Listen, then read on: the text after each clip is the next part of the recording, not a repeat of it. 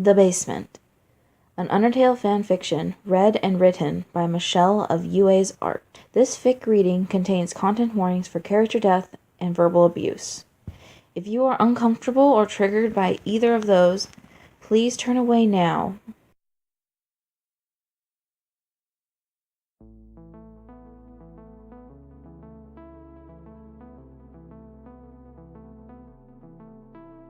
Flowey made his way slowly towards the castle.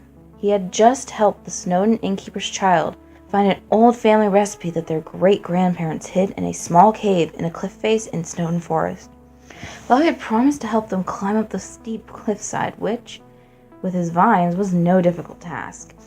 Just like the last few timelines. Pointless drivel, day in and day out. Help the bunny kid into the cave. Come back to the castle. Tell Asgore of the day's adventures. Get ready to help a Vulcan in Hotland pick a special flower for its sweetheart in the morning. Flowey heaved a sigh. It was also tedious. No matter what he did, there was no change in the outcome. He had tried. Flowey paused outside the doorway to Asgore's throne room. It was more of a garden now, what with all the golden flowers that had been planted. They had begun to overtake the room, Flowey thought. When Flowey first came back, it was in this garden. He remembered being scared and struggling and wondering, why can't I feel my arms or my legs? How do I move? Where am I? Where is Chara? Why did their plan fail? Flowey shook his petals. It didn't matter now. All that mattered was reaching the end of this timeline for what felt like the millionth time. It was as if there were switches that could only be turned on when he met a certain condition. Give a monster a specific item, deliver a message to someone, enter a certain place. Until that condition was met, Flowey couldn't advance anymore. It was as if the world wouldn't let him advance. He would help everyone with their problems and gain a one-sided friendship along the way. Like always. Flowey tilted his head to the side in thought as he gazed down the rest of the hall past the throne room. The basement, Asgore claimed, was unsafe. He told Flowey that one of the support pillars had a couple of cracks all the way around and was liable to break if someone wasn't careful. Nonetheless, Flowey was curious of the state of the basement. It wasn't like anything would kill him, not permanently anyway. Not a rock slide, or an overly faithful royal guard, or even bubbling magma in Hotland. Surely not a collapsing room. Not that it mattered if the room did cave in. He could always escape with ease. There were always save points to jump back to at nearly any moment in time. Flowey peeked into the throne room. Asgore sat on his throne, reading a book on gardening that Flowey remembered him having even before his death. The king was so engrossed in the book, and Flowey knew he could easily slip by and check out the basement. Flowey ducked into the earth and popped up on the top of the basement stairs. He looked back at the doorway to make sure Asgore hadn't heard the cracking of stone as he pushed back up. A giggle of excitement was stifled. Something new, a different area. Something he'd never done before. Something that might even change the ending. For a second, Flowey supposed he should feel guilty for disobeying his father, for going into this dangerous area, but nothing rose up in him. Never mind that, he thought. Steeling himself for whatever he might find, Flowey hesitantly made his way down the stairs. With giddy vines, he reached up and pushed against the heavy door. He stiffened as it scraped across the floor. He waited a moment. Asgore didn't rush over to investigate the commotion. Once he knew the coast was clear, Flowey entered the dark room. When Chara was still alive, the two of them would go down to the basement sometimes and play a game called Cave Explorers. Chara said it was a very popular game among human children. Though Flowey never found much appeal in the game, he always went along with Chara as they both ventured into the dark cavern in search of a great treasure or a missing hero. Now, Flowey was alone. There was a light switch in the door, but that's not how you play Cave Explorers. Chara always made the two go as far as they could before turning on the light. Flowey squinted, trying to make out the shapes in the dim light from the stairwell. Before, the basement was filled with junk. Old toys and books, furniture and chests, any other item given to the king and queen by monsters over the year that custom dictated that they keep. But that was no longer the case. The light filtering in from the cracked door shone towards what looked like a row of boxes that reached all the way to the back of the basement. Flowey furrowed his brow and thought, what could these boxes be? He could see something leaning against the side of the nearest box. Cautiously, he moved towards it and reached out a vine to touch it. Flowers? Flowey frowned, feeling a little let down at the bouquet of dried blossoms. Pulling a stem out of the ground, Flowey ran a vine over the top of the box. It was smooth and had a slight upward slope to it. A heart shape was carved near the top. Leaning back, Flowey slid the top of the box over an inch. He slipped a vine inside and felt around.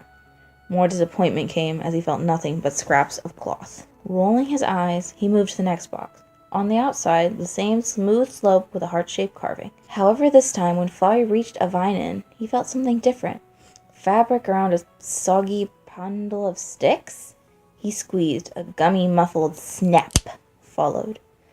Uttering a word he knew his father would not be pleased with, Flowey stretched a vine back to flick on the lights. He blinked a moment, adjusting to the brightness. Carefully, he lifted the top of the box to see what had broken. If Flowey still had a heart, it would have stopped at the sight before him. A girl, a human girl, lay in the box. No, in the coffin, with her arms crossed over her chest. The skin of the corpse was squishy and rotten. Half of her thin hair was tied into a braid, loosened with time. It was the kind of braid Flowey remembered their mother would sometimes give to Chara. The other side of her hair lay loose, falling out. Flowey glanced down at the corpse's leg with a wince. He knew his squeeze had broken the bone. He shook his head and glanced back at the door before he returned his gaze to the girl. Huh? Flowey raised an eyebrow before bending down towards the corpse. There was something in her clasped hands. Gently, Flowey lowered her hands to reveal a deep puncture on her collarbone. Then he noticed 2 holes in the fabric of her shirt, the same distance from the center room. Almost the same as... For a moment, Flowey couldn't comprehend it. His father had done this? No, that couldn't be. That old man couldn't hurt a whimsum, let alone a human. But these holes couldn't have come from anything but Asgore's trident. Could they? Without a thought of the noise he was making, Flowey went to the next coffin and yanked off the lid. Another corpse lay inside. Unlike the other, its skin was charred and flaky. The hands were clasped over its chest. The front of this one's once crisp white shirt was burned. The lenses of their glasses had stood on them. In disbelief, Flowey checked the rest of the coffins. More corpses, more stab wounds, more burn marks. He looked down at the last of the 6 humans. This one was smaller than even Chara had been when they first met. Her hair was tied back away from her face with a purple bow, and a deep, jagged wound slashed across her stomach. Flowey almost felt pity for her. She probably didn't stand a chance against the king. The sound of footsteps tore his gaze from the body. The heavy steps, Flowey knew, belonged to his father. Despite knowing the trouble he'd be in, Flowey didn't escape back to his save point outside Snowdon. He couldn't. This was something completely new. He had to know what would happen. Who is down there? This place is off limits. Asgore's booming voice stopped once he entered the room. Flowey lowered himself back to his normal height. Asgore's eyes widened at his son and all the open coffins. Flowey watched with a grin, eyes twinkling, as Asgore took a shaking step towards the second coffin. He rested a hand on the edge and peered in. The king of all monsters had tears pooling in the corner of his eyes. He raised a hand as if to reach in, maybe to fix her loose braid, but stopped. Slowly, he turned towards Flowey. They stood in heavy silence for a long moment before Flowey finally spoke. You did this, didn't you, Dad? You killed them. Asgore's mouth opened and shut a few times before he lowered his gaze. Yes, he managed to respond. He raised his head, tears streaming down his cheeks. But please, Azrael, understand, I had to. It was the only way we could free anyone. Without you or your mother, Flowey raised his vines to pat his dad's arm in reassurance. Golly, Dad, I understand. You're king. You have to do what's best for everyone, right? Even if that means getting some blood on your hands. Right, Daddy? Flowey moved closer to Asgore. Besides, I'm sure you made each one of these humans ends quick, right? I mean, they all look like children.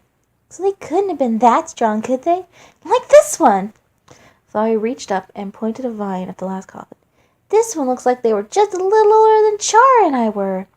They couldn't have put too much resistance when you gave him an old orange attack and slashed him in the... Stop it, Azrael! Asgore shouted. He had fallen to his knees as Flowey moved closer, one hand on his face and the other gripping the coffin tightly. Both the Monster King and the coffin shook slightly.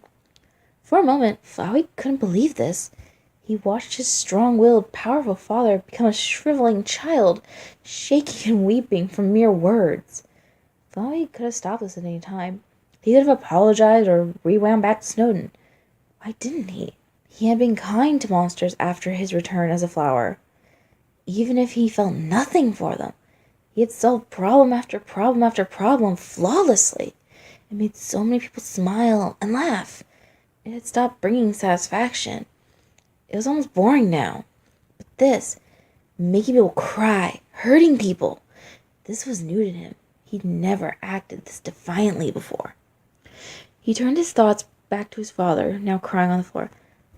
I wonder, Flowey tapped his chin with the tip of a vine, if it was Chara who came back, not me, would you have killed them too, father?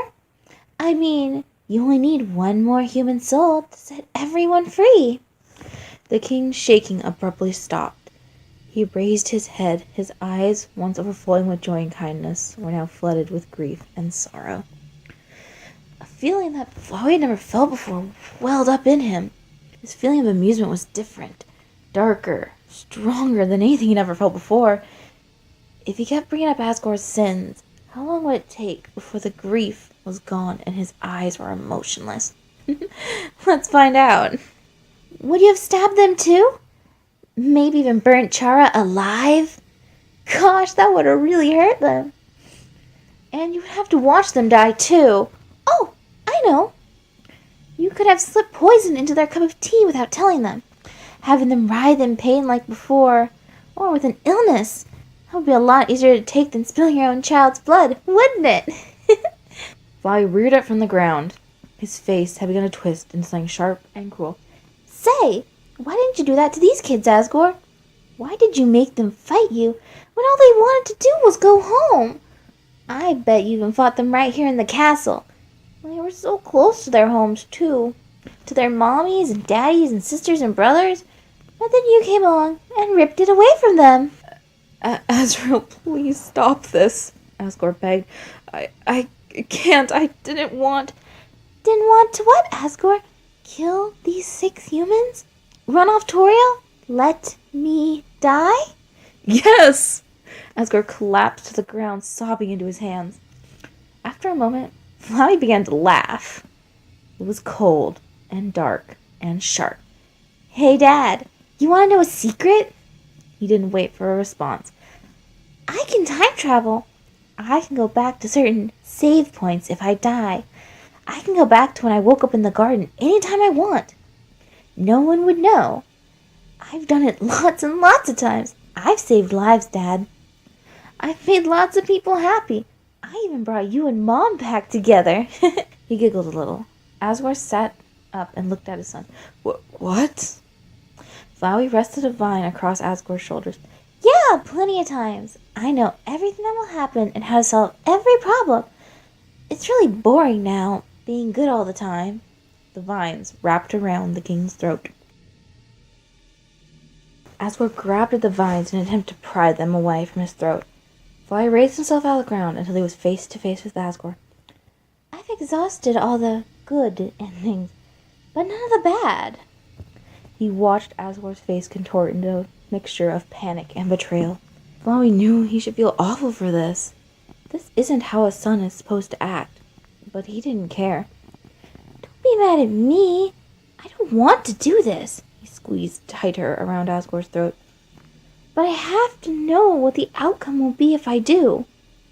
Flowey let his features morph from the smiling, friendly-faced flower to his soul-filled, innocent, goat-like face. He whispered in his childhood voice into the king's ear. Don't worry. You won't remember a thing. You never do. With a swift jab forward, Flowey plunged the vine straight through Asgore's chest with little resistance. Of course not. Why would there be?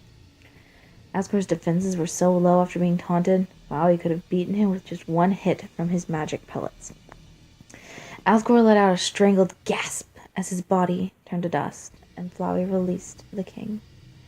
Before Asgore could even hit the floor, his body had turned to dust. The flower lowered himself back down and watched his father's soul pulse above the pile of dust that used to be his body. With a piercing laugh, Flowey swung out a vine and slashed the stone in half. He glanced once more towards the coffins before heading towards the door. He reached up and shut off the light. Closing the door, Flowey let the dark impulse fill him. He couldn't wait to see where this new timeline would lead him. And that was The Basement. Okay, hey guys, if you actually made it all the way through those 15 minutes or so to now, congratulations, I give you a clap. And another, because you're just that cool for being able to withstand my voice, which I personally hate in recordings. So, this was my first fanfic reading, and it's one I read myself, that I also wrote myself. I mean, you all know what I mean. Because I wanted to do fanfiction readings for a while now, because it just seemed like a cool thing to do.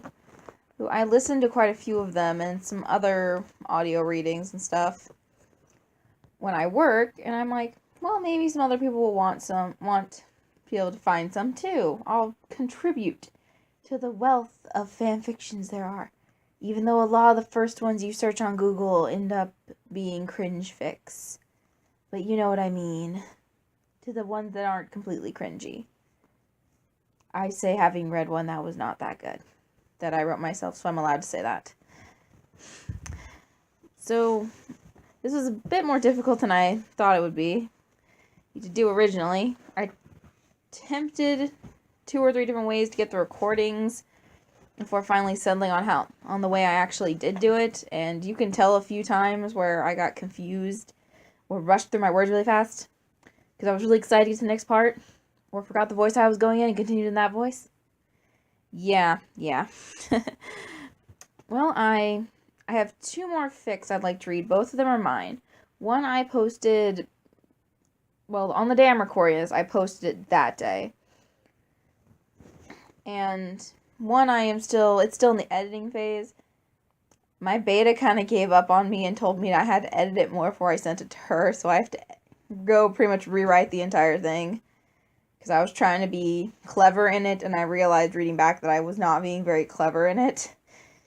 So I'd like to read at least those 2, and maybe if this gets good reception, or if I just really, really hate myself enough to do more, I'll read some more and get some permission to read some other people's fics. We'll see in the future, I guess. So that's about all I got to say. I hope you all enjoyed the reading. All the links and credits you need to know, their links will be in the description. I hope all of you have a wonderful day.